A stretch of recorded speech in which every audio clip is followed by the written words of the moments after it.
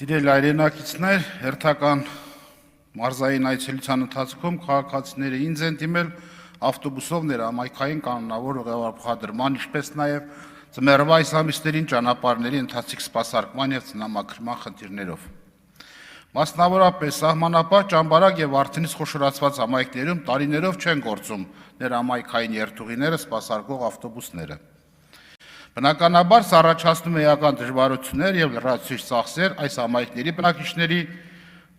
համար իրենց հանրային կյանքի կենսական առօրյա խնդիրները լուծելու նպատակով։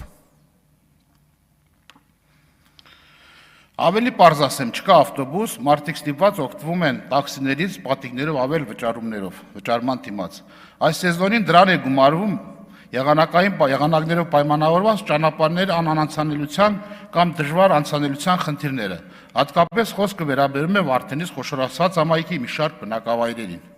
Ճանապարհները ժամանակին չեն մաքրում, ձնից և չեն մշակում, որ հետևանքով ավելանում են խցանումներն ու վթարները և անհնար են դարձնում այս բնակավայրերում անհրաժեշտ տեղաշարժը։ Լրացուցիչ դժվարություններ են ստեղծում թե ուղևորափոխադրումների, թե բեռնափոխադրումների իրականացման համար։ Ի դեպ, կանոնավոր ուղևորափոխադրման հարցը ամիսներ առաջ նորից բարձրաձայնել եմ և ոլորտի պատասխանատու նախարարը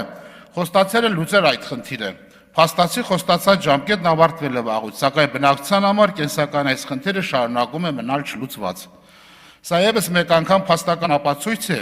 որ այս իշխանությունը տարածքային կառավարման հարցում ևս դրսևորում է անգործություն և անպատասխանատու վարքագիծ։